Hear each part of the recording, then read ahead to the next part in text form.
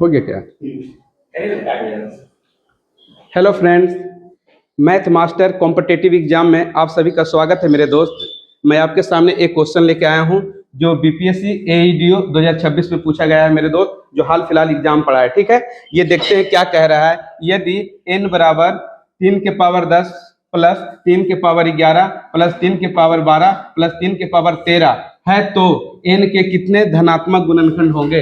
n के कितने धनात्मक गुणनखंड होंगे मेरे दोस्त? तो इसको हम लोग सॉल्व करेंगे मेरे दोस्त, सबको सॉल्व करेंगे और सबको अभाज्य गुणनखंड के रूप में करेंगे। उसके बाद हम लोग पता लगाएंगे कि n के कितने गुणनखंड होता है। ठीक है, तो इसका सॉल्यूशन हम लोग यहाँ पे देखेंगे। ठीक है, इसका सॉल्यूशन यहाँ पे हम लोग देख लेंगे। ठीक है, लिखा हुआ कितना n बराबर लिखा हुआ 3 के पावर कितना 10 प्लस 3 के पावर कितना 11 प्लस 3 के पावर कितना 12 और यहाँ पे प्लस 3 के पावर कितना दिया हुआ मेरे दोस्त 13। ठीक है, तो आप देख लीजिए 3 के पावर 10 तो सब में है, 3 के पावर 10 इसमें भी है, 3 के पावर 10 इसमें भी है, इसमें भी है और इसमें भी है। तो हम कह सकते हैं n बराबर क्या हो जाएगा 3 के 10 पावर क्या लेंगे कॉमन ले लेंगे तो बचेगा यहाँ पे 1 मेरे दोस्त। ठीक है, अब यहाँ बताइए 3 है 11 गो तो 10 हम लेंगे बाहर तो 3 बचेगा कितना 1 गो। ठीक है, 3 के पावर 1 होगा। अब 3 के पावर 10 इसमें से कॉमन निकालेंगे तो बचेगा 3 का पावर कितना स्क्वायर बचेगा मेरे दोस्त। अब 3 के पावर 10 13 से निकाल लेंगे तो क्या हो जाएगा 3 के पावर 3 हो जाएगा। ठीक है, इसको सॉल्व करेंगे तो n बराबर क्या हो जाएगा 3 के पावर कितना 10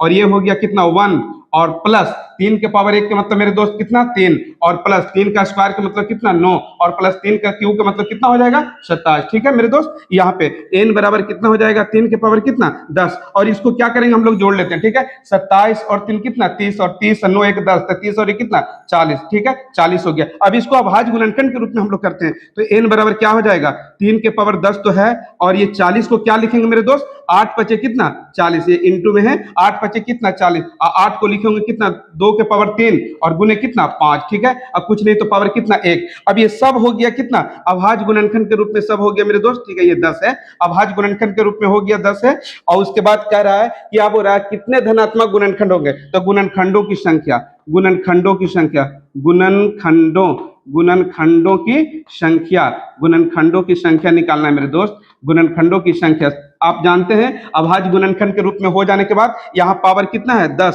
तो एक पावर बढ़ा बढ़ा के लिखते हैं तो 10 को एक बढ़ाएंगे तो कितना हो जाएगा 11। यहाँ 3 है पावर 2 के पावर 3 तो यहाँ कितना लिखेंगे मेरे दोस्त 4 लिखेंगे एक बढ़ा करके और 5 के पावर 1 है तो एक बढ़ा कर कितना लिखेंगे 2। अब इसको गुना कर लीजिए 4 दूना 8 11 थे 88 11 थे कितना 88। मेरे प्रश्न का राइट आंसर क्या होगा मेरे दोस्त 88, जो ऑप्शन नंबर किस में है ऑप्शन नंबर ए में। ऑप्शन नंबर ए मेरे प्रश्न का राइट आंसर होगा मेरे दोस्त। ठीक है, उसके बाद अगला